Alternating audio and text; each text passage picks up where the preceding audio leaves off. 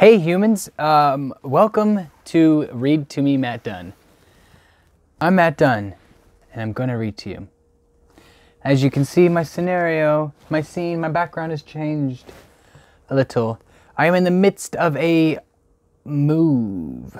Just moving rooms with my brother, and here we are. I should say born brother. Born brother. Sibling.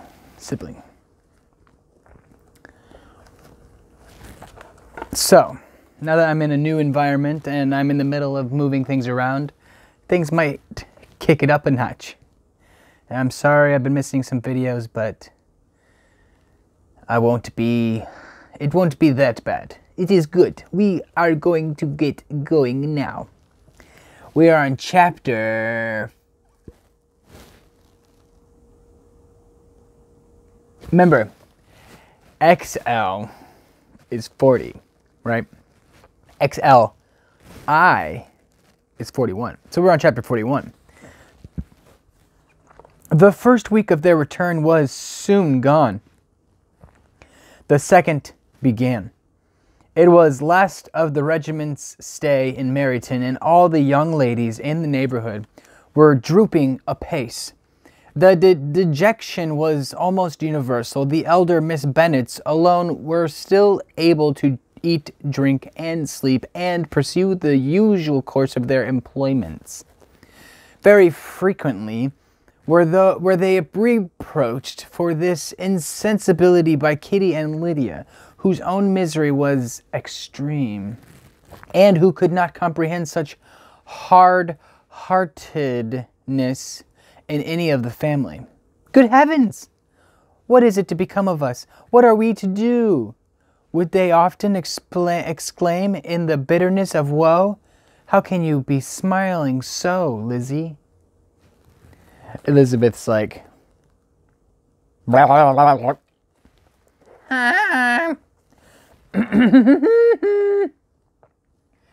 Their affectionate mother shared all their grief. She remembered what she had herself endured on a similar occasion 25 years ago. She's talking about that redcoat situation where she liked a soldier, but she had met her father instead. So this guy's like, God damn it. I am sure, said she, I cried for 2 days together. When Colonel Miller's regiment went away, I thought I should have broke my heart. I am sure I shall break mine, said Lydia. If one could but go to Brighton, observed Mrs. Bennet. Oh, yes, if one could but go to Brighton. But Papa is so disagreeable. He's listening from the... Shut up, I can hear you talking about me.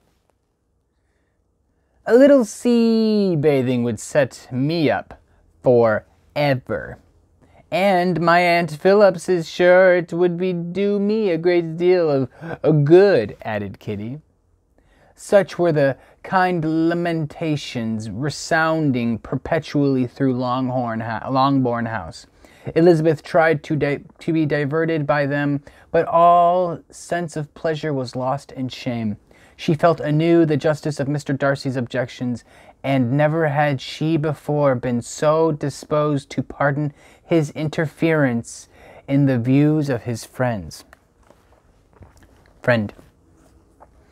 But the gloom of Lydia's prospects was shortly cleared away, for she received an invitation from Mrs. Forster, the wife of the colonel of the regiment, to accompany her to Brighton. This invaluable friend was a very young woman, and very lately married.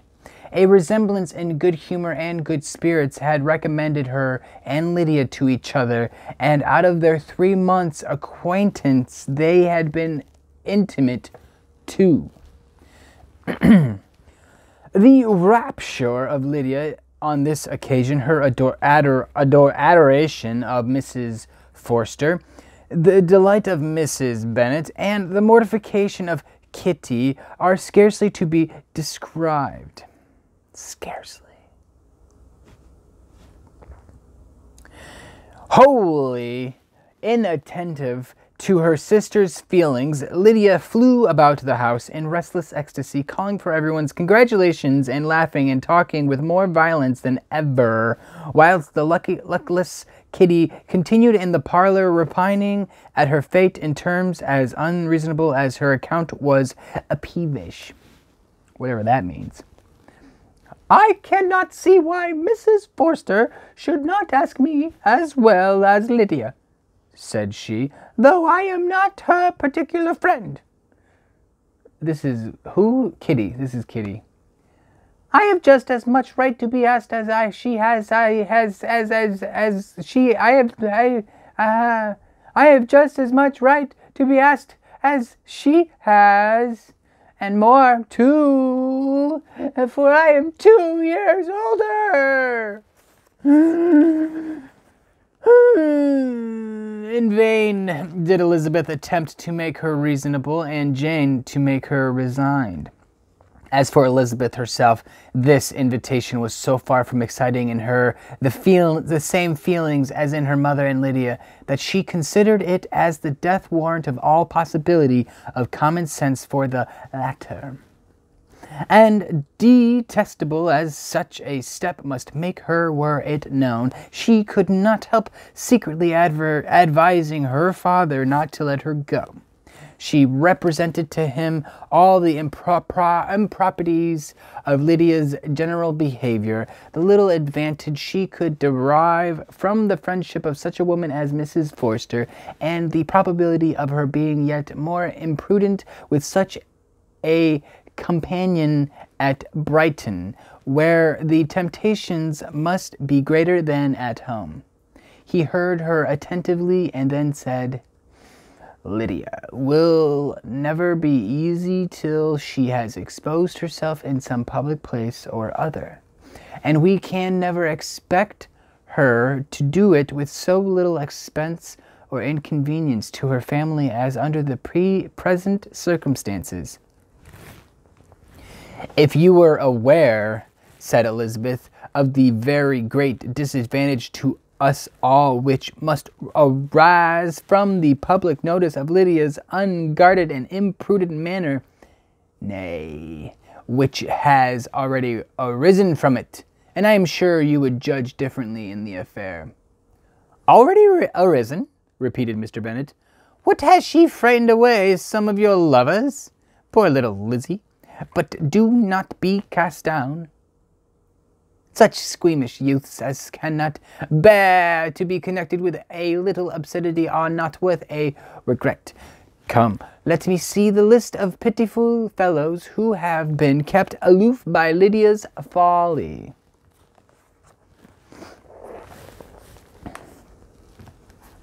Folly. Indeed, you are mistaken. I have no such injuries to resent. It is not of peculiar, but of general evils, which I am now complaining. Our importance, our respectability in the world must be affected by the wild volatility, the assurance and disdain of all restraint which mark Lydia's character. Excuse me, for I must speak plainly. If you, my dear father, will not take the trouble of checking her exuberant spirits, and of teaching her that her present pursuits are not to be the business of her life, she will soon be beyond the reach of amendment. Her character will be fixed, and she will at 16 be the most determined flirt that ever made herself and her family ridiculous. A flirt, too, in the worst and meanest degree of flirtation, without any attraction beyond youth and a tolerable person, and from the ignorance and emptiness of her mind, wholly unable to ward off any portions of that universal contempt which her rage for admiration will excite. In this danger Kitty is also comprehended. She will follow wherever Lydia leads, vain, ignorant, idle, and absolutely uncontrolled.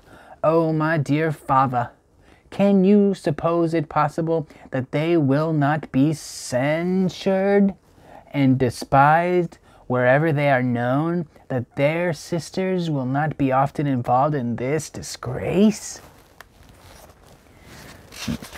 Mr. Bennet's like, oh my God, this girl don't keep talking. I'm just kidding. Now, I get that that's going to be a short part one. That's a good one. That's a good place to stop. Short part one. Now, if you like this video, please check out some more.